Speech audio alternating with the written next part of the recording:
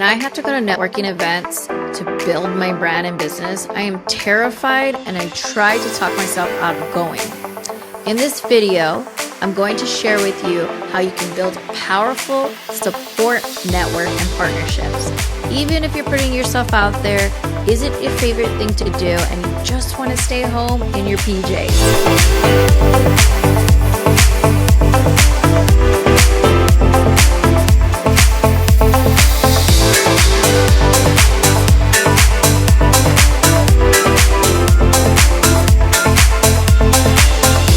Thanks for joining me on day 4 of the series, Building a Successful MTR Business. My name is Michelle, and I'm here to help you through your real estate journey by providing you my story that will hopefully inspire you to take a leap of faith and build your legacy while impacting others.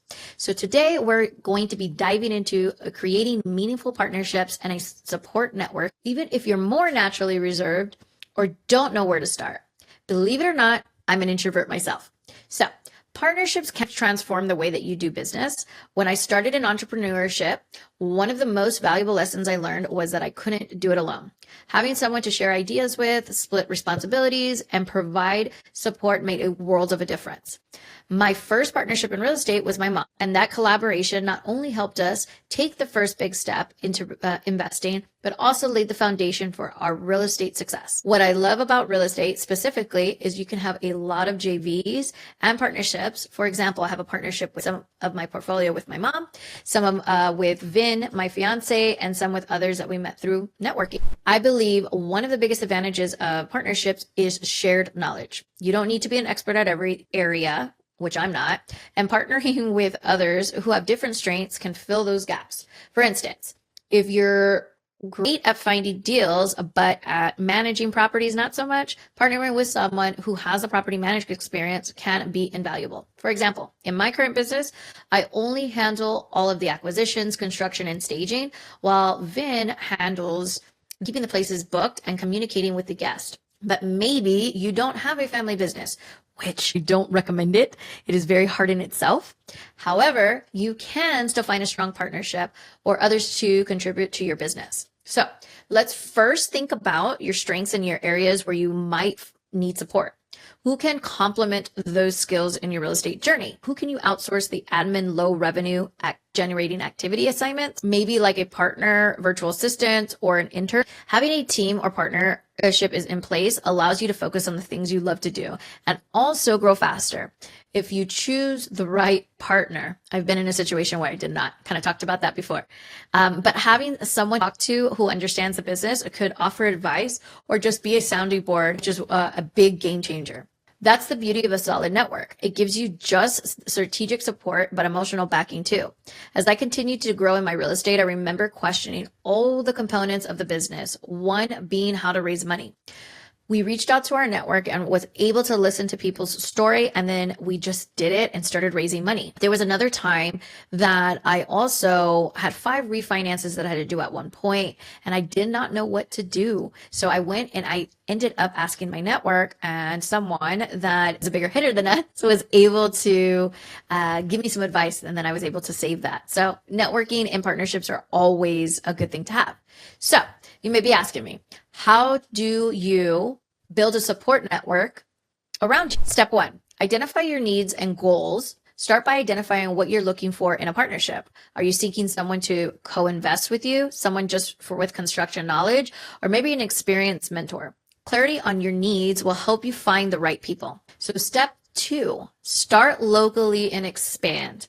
Attend the local real estate meetups, workshops, and industry conferences. These are great places to meet people who are also very passionate about real estate. I remember going to my first real estate local meetup and connecting with like-minded individuals who became my key parts of my network.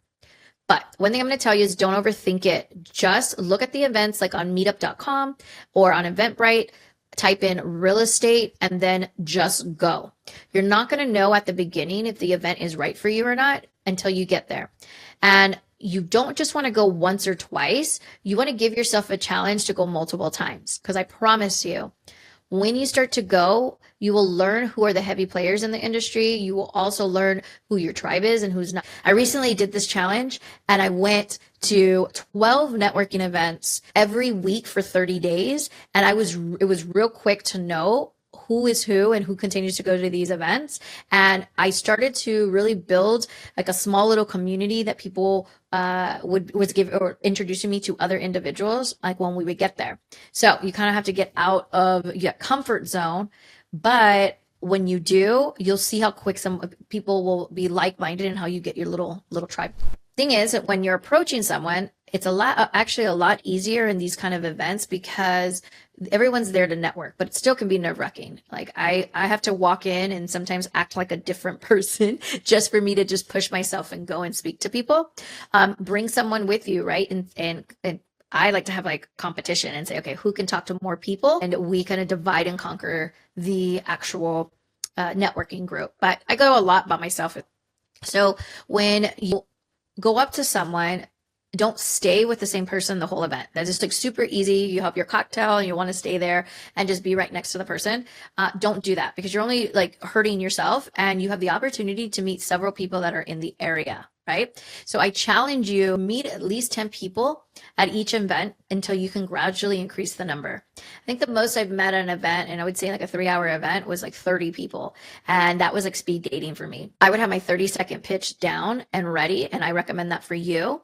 And if I am a new investor looking to connect with other investors, that's okay. That could be who you are. I'm whatever your W-2 job is, and I'm looking to get into real estate investing. That's okay. Don't think that you have to have like this grand old, pitch, or that you have to put yourself. You could just say I'm new.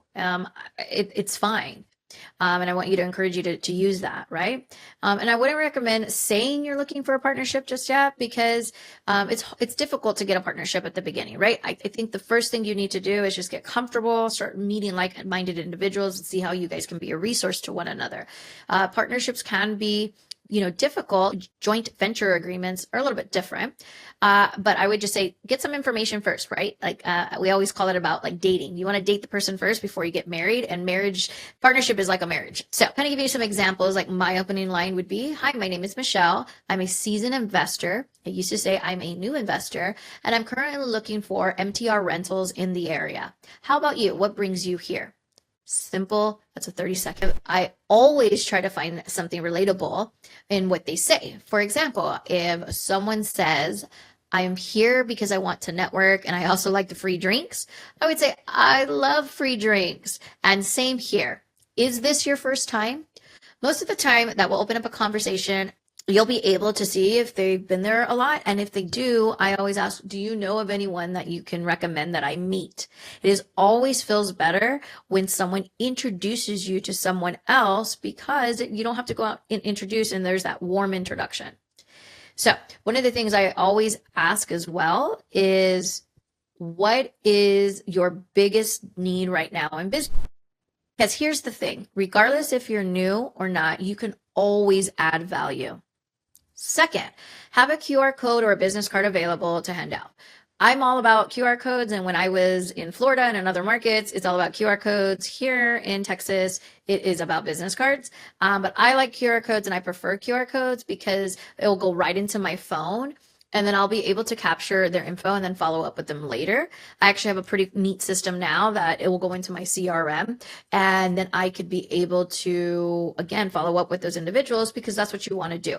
You want to have a very, quick introduction and then always follow up later. That gives you an opportunity to actually have a little bit more of an unnerved conversation.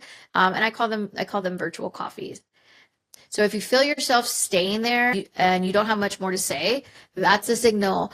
Go ahead and go to the next person. Trust me, it wouldn't be considered rude because you decided to go and network with other individuals. I simply just say, well, it was nice meeting you. I'd love to continue to have this conversation maybe at a later time, but I'm going to go ahead and network. So I always recommend a text or email within 24 hours to be able to see if you can have a virtual coffee to discuss how you both can be a resource from one another. The text can simply say, it was a pleasure to meet you, and I would love to schedule a virtual coffee for us to discuss how we can be a resource for one another. And then hit send. I will tell you that even if the person seems out of reach because they have so much more experience, you never know in the future how you can help each other. I still stay in contact with people that I met many years ago before real estate, and I know we'll work together in some capacity someday. Don't underestimate the power of online platforms. LinkedIn, Facebook, real estate groups, and specialized forums are places to find potential partners and mentors. Introduce yourself, share your journey, and look for opportunities to connect with others. Facebook groups are my favorite for my market. I see what Facebook groups relate and I join them. Then every morning I spend about 45 minutes and I scroll through the groups and add value where I can. Even if you're new, you have some type of value to add. Even support is adding value.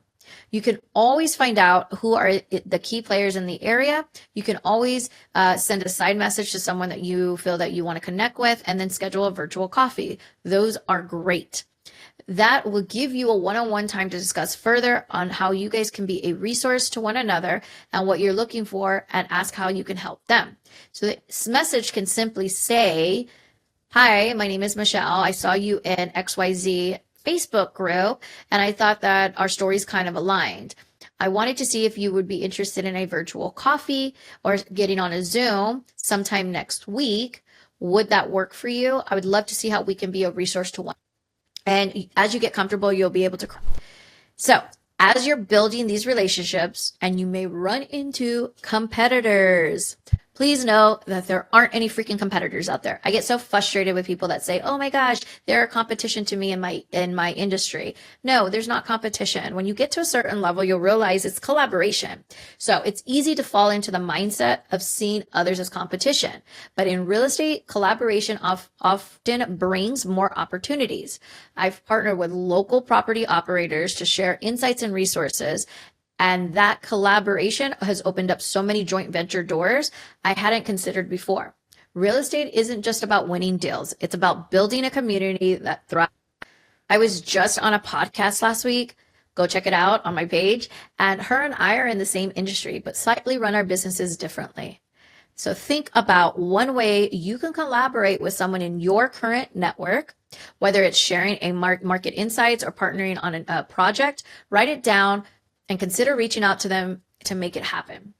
So in closing, building a partnership is just the first step. Maintaining it is what will last. Regular check-ins, clear communication, and making sure both parties benefit from the collaboration.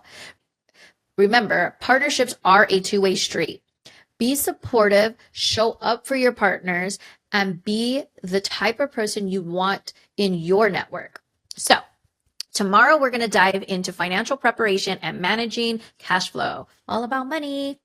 Key skills for keeping your MTR business running smoothly. We'll talk about setting up budgets, understanding cash flow, and how to manage your finances effectively from the start. If today's video resonated with you, drop a comment below sharing one person or type of partner you'd like to connect with and why. And if you haven't already, make sure to subscribe for more insights and resources throughout. Thank you again for joining me today as we explored the importance of building partnerships and creating a support network. Remember, the right connections can elevate your business and keep you going when things get tough. I'll see you tomorrow as we dive into financial preparation. You got this, and we're building this journey together. Bye for now.